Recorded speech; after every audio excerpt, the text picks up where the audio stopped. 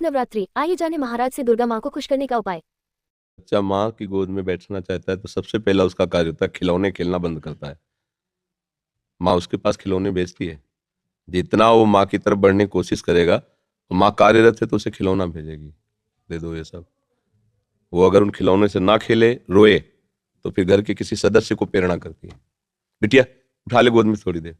वो उससे भी चुप ना हो तब फिर वो दौड़ के आ जाती है। भाव, पहले हमको इन भोगों का त्याग करना होगा जिन भोगों में हम खेल रहे हैं। फिर हमारी अनुकूल मांगे हमारे सामने आएंगी माँ से ना मिलने के लिए बाधा बनकर। हम उन मांगों को भी जो सोचा था, चाहा था, वो मिले पर हम उसे स्वीकार न करें और रोते ही रहें तो फिर माँ नहीं रुक सकती। वो तो वात्सल्य में कुपुत्रो जायते क्वचिदपि कुमातानुगत। फिर वो आकर के साक्षात, पहले हमारी सामर्थ्य तो होनी चाहिए माँ के दर्शन हो। हमारी माँ कोई प्राकृतिक माँ है क्या? आद्याशक्ति अनंत महामहिम है। वो ऐसी थोड़ी कि प्राकृतिक नेत्रों से ऐसे जैसे अपनी अम्मा को ऐसे देख लेते हैं ऐसे। वो केवल तुम्हारी माँ थोड़ी, जगत माता है और वो आद्याशक्ति है, ईश्वरी है। कोई ऐसे थोड़ी कैसे देख लोगे। पहले भोगों का त्याग करो और उनकी शरण में होकर के अंदर से उनके नाम मंत्र, उनके विज्ञ जो महापुरुष जन है उनसे मंत्र लेकर और उनके भावना से भजन करो। माँ का साक्षात्कार रामकृष्ण परमहंस जी ने जब सिद्ध हो गए ना, तो माँ का दर्शन को खिलवाड़ है। फिर कृष्ण और काली में कोई अंतर थोड़ी उन्हें दिखाई दे रहा था, पूरा जगत उन्हें भगवत स्वरूप नजर आया। तो माँ का साक्षात्कार मतलब ब्रह्म साक्षात्कार।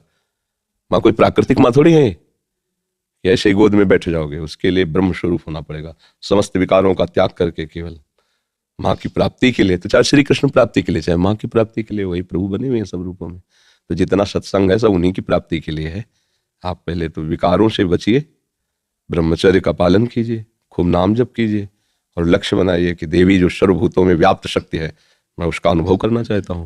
वो आ जाएंगी, कृपालु हैं, कृपा करके दर्शन दे। देवी प्रपन्नार्थ हरे प्रसीद, प्रसीद मातर जगतोखिलस्य, प्रसीद विश्वेश्वरी पाहि विश्वम, त्वमीश्वरी देवी चरा चरस्य। हे देवी आप ही चराचर रूप में विराजमान हो।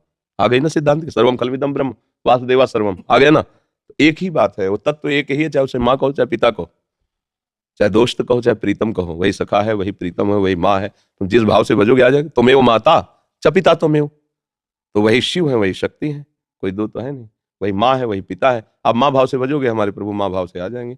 पर उनके आने के लिए जो स्वागत तैयारियां करनी है वो हमें करनी होगी।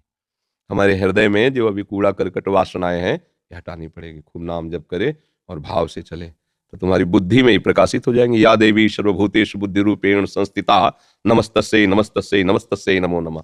विराजमान हो जाएंगे बुद्धि में। देख मैं आ गई। उनके प्रचंड तेज को कोई सह सके नहीं। जब तक भजन के द्वारा अंतःकरण निर्मल, उनके प्रचंड तेज को सह सकते हो।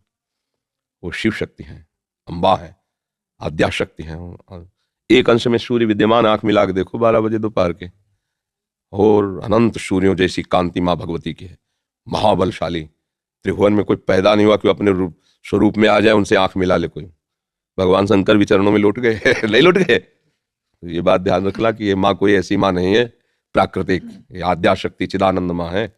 ये ऐसे थोड़ी सी चुनरी और नारियल चढ़ाने से तुम्हारी कामनाओं की तो पूर्ति कर देगी, लेकिन साक्षात्कार होने के लिए फिर अपना अस्तित्व मिटाना होगा, अपने अस्तित्व का बलिदान करना होगा। अस्तित्व का बलिदान, पूर्ण समर्पण और उन्हीं का केवल चिंतन, आ जाएंगे। क्योंकि वही है, दूसरा कोई है नहीं। हमारी दृष्टि में सब एक ही परमात्मा है। उसे किसी भी नाम रूप से आप पूज कर प्राप्त कर लो, वही है, दूसरा कोई है नहीं। समझ गए?